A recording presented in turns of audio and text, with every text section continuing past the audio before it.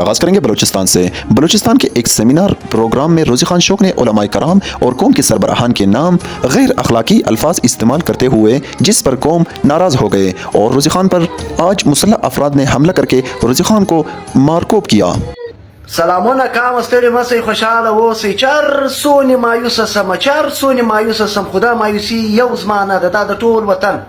د ټول قام د هر چا د مور د هر چا د خور د هر چا د ښځې د هر چا د بچي د هر چا د بچی د هر چا د انا د هر چا د نیکه د هر چا د بابا او د هر چا د اکا رب سره ګډ دی دا زما موډ یو زما نه دی زما موډ د ټول قام دی د ټول ملت دی د ټول پښتون افغان دی ټول پښتون ټول افغان ملت وخلې ته ما خندا رسولې ده داسې کور نشته چې په هغه کور کې به زما که لس و لس سره به مې شوقیان وي که شل وي شل سره به مې شوقیان وي که دېرش وي دېرش سره به مې شوقیان دا اوس هم مطلب سل ټلیفونه راځي پنځه اویا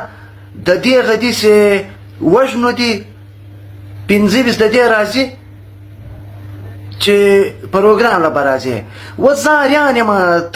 له تۍ سره زه څه چم وکړم د منافقت هم یو انتیا یې د انسانیت هم یو انتیا یې د مسلمانۍ هم یو انتیا یې تۍ تر ټولو شانو وتلی یاستئ که ډېر مې زړه نه په راسړېږي زه ډېر نر سړی یم زه ډېر توریالی سړی یم ما ته د خلک د بې غیرته او د سپکو د سپي په نظر نه ګوري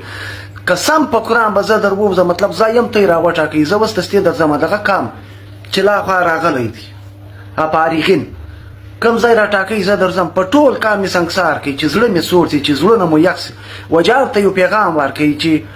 بس زموږ دا پروګرام دی دا پروګرام به وي ما یوه ورځ فارغه کوي هره ورځ مې مه وژنئ هره ورځ مې مه وژنئ یوه ورځ مې فارغه کوي بس